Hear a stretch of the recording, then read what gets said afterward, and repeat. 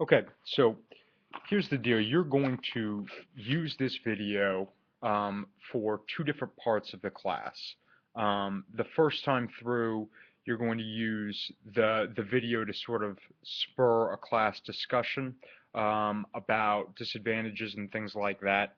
And then the second time through, you're going to use it as a primer in order to know what arguments you're going to need to use to answer the disadvantage. So you'll not only have a class discussion the first time through, but then after the first time through, you're also going to have um, an exercise where you all physically will stand up and deliver answers to the disadvantage. So the first time through, here's what I want you to focus on. So this is the first time you're watching the video. You're gonna do the following thing. You're gonna ask yourself, what's the thesis to the disadvantage?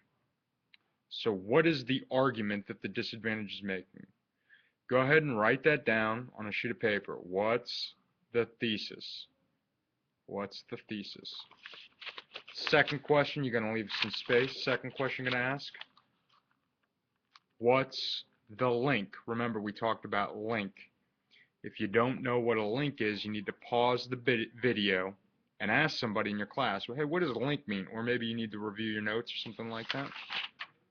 Third, and this is going to be a talking point for your discussion, is this a good disadvantage? Is it a good DA? Is it something we could use in a debate round? Why or why not? Now, if you've already done all that, had your class discussion, if this is the second time through, this is what you're going to do with this video. You're going to watch the video. You're going to flow it like you would in a debate round. And then after that, you're going to actually give answers to the disad. So you're going to flow the disad, and then you're going to look in your affirmative packet, see if there's any evidence you can use to answer it. There might not be. If there's not, that's not a big deal.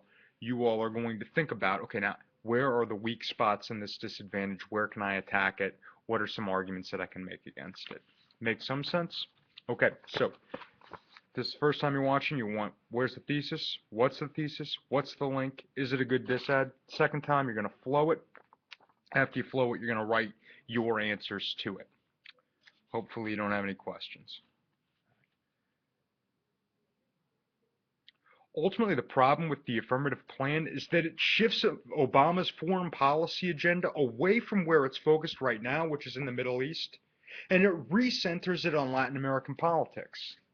Now, this problem has a number of dire consequences. The first is that the Obama administration, and more specifically, Secretary of State John Kerry, is critical to brokering peace in the Middle East.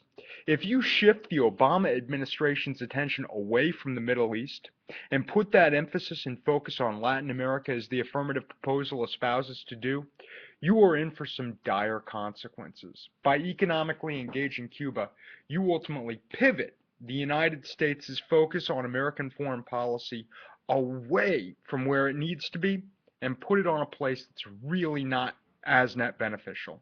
Let's take a look at the line by line of the disadvantage, some of the evidence that we're going to provide in order to support our plan, or in order to indict the affirmative plan. In subpoint A, you'll note the uniqueness. That is, that the American diplomacy is focused on the Middle East right now.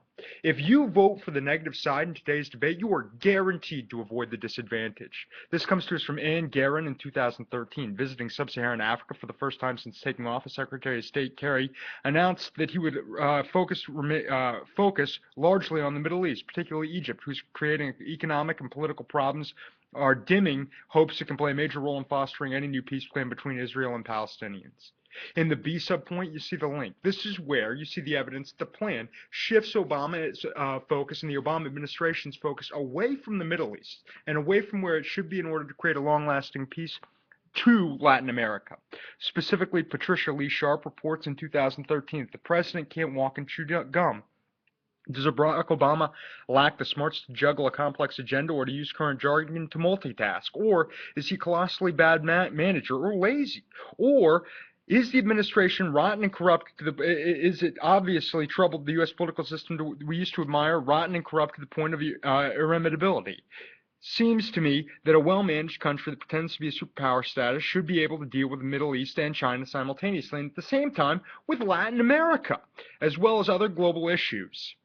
It's rather dense to inform both friends and non-friends in the Middle East that their neighborhood no longer merits significant American attention. How insulting that this loss of face of importance is announced to the whole world. No friends, old friends no longer matter. In C subpoint, you see the impacts. In other words, by focusing on Latin America instead of the Middle East, you jeopardize peace talks, which could jeopardize the risk of nuclear proliferation and war in that region. Subpoint 1, you see that meticulous diplomacy is necessary to bring about the Israeli and Palestinian peace process. Specifically, Al Jazeera reports in 2013. Kerry insisted, it's our hope that we can bring methodical, careful, patient, but detailed and tenacious, and we can lay a path ahead, conceivably surprise the people, and certainly exhaust the possibilities for peace. Second subpoint you see is that a successful Middle East process stops a nuclear war in the Middle East. This comes to us from Alouf Ben in 2009. It's important to complete the peace cycle by Ehud Barak and ultimately the region before Iran attains its goal. The basic assumption is that if Israel is at peace with its neighbors, the Iranians' motivation to launch a nuclear war of annihilation will decrease. Another assumption was that it would be easier to achieve peace before the Iranian bomb leads to general radicalization in the region.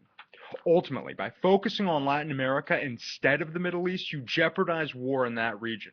Preventing war is essential there.